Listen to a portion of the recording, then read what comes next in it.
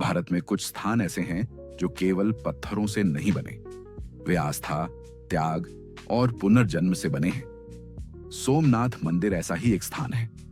हजारों वर्षों में यह मंदिर कई बार टूटा, पर हर बार और अधिक भव्य होकर खड़ा हुआ।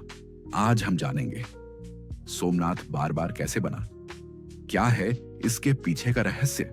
सोमनाथ का अर्थ है सोम यानी चंद्रमा के स्वामी, भगवान शिव। पुराणों के अनुसार चंद्रदेव को दक्ष प्रजापति के श्राप से क्षय रोग हो गया। उनका तेज समाप्त होने लगा। उन्होंने इसी समुद्र तट पर भगवान शिव की कठोर तपस्या की। महादेव प्रसन्न हुए और यहां ज्योतिर्लिंग रूप में प्रकट हुए। यहीं से चंद्रमा का घटने बढ़ने का क्रम प्रारंभ हुआ, इसलिए सोमनाथ कहलाया। 12 ज्योतिर्लिंगों में पहला। सोमनाथ मंदिर अरब सागर के किनारे स्थित था। कहा जाता है यह मंदिर सोने, चांदी और रत्नों से सुसज्जित था। विदेशी यात्रियों ने भी लिखा है कि सोमनाथ भारत के सबसे समृद्ध मंदिरों में से एक था। यह केवल पूजा स्थल नहीं, बल्कि आर्थिक, सांस्कृतिक और आध्यात्मिक केंद्र था। 11वीं शताब्दी में महमूद गजनवी ने सोमनाथ पर आक्रमण किया। मंदिर लूटा गया, शिवलिंग खंडित किया गया, आग लगाई गई। इतिहास कहता है इस आक्रमण का उद्देश्य सिर्फ धन नहीं, भारत की आस्था को तोड़ना था। पर आक्रमण के बाद जो हुआ वही असली रहस्य है। स्थानीय लोगों ने फिर मंदिर बनाना शुरू किया। सोमनाथ पर कई आक्रमण हुए।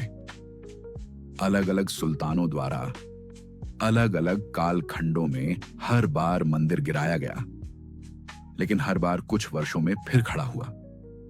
यह केवल पुनर्निर्माण नहीं था, यह एक संदेश था। आस्था को तलवार से नहीं मिटाया जा सकता।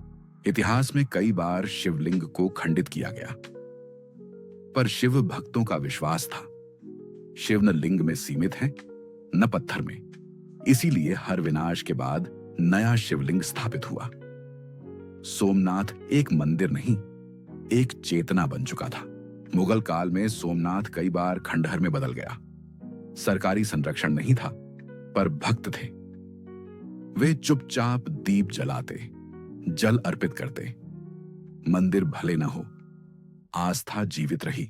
1947 में भारत आजाद हुआ। तभी एक ऐतिहासिक संकल्प लिया गया, सोमनाथ फिर बनेगा।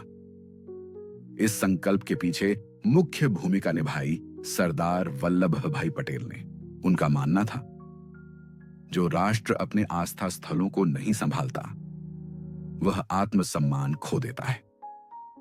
1951 में भव्य नए सोमनाथ मंदिर का उद्घाटन हुआ।